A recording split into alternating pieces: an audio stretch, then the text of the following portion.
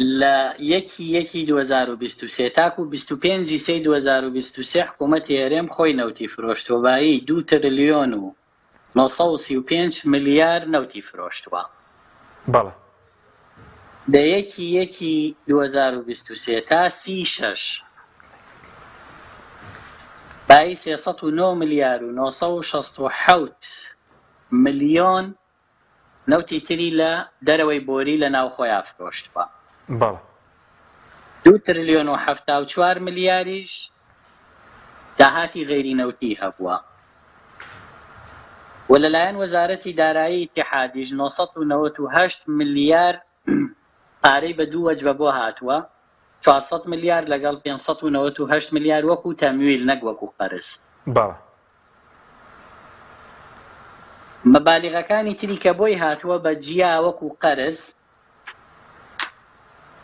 لە 6 مانگی ڕابردووە تریلیۆنێک و 600 ملیارە. بە کۆی گشتی حکوومەتی هەرێم بە قەرز و بە تەمویل و بە نەوت و داهاتی غێری نەوتی، نەوتی بۆری و نەوتی ناوخۆ بای 7 تریلیۆن و 918 ملیار و 501 ملیۆن داهاتی هەبووە.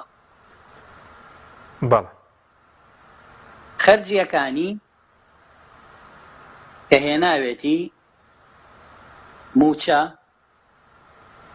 کولەفی ئینتاج و نقلی نەوت کە ئەمە گرفتە گەورەکە و پارە زۆرەکەیەکە لە هەرێم دەڕوا. واتە لەو 6 مانگە 5 تریلیۆن و 646 ملیار داوێتی بە موچە، تریلیۆنێک و 600 ملیاریشی داوە بە تێچووی دەرهێنان و مەساریف و نقلی نەوت، و 129 ملیاری داوە بە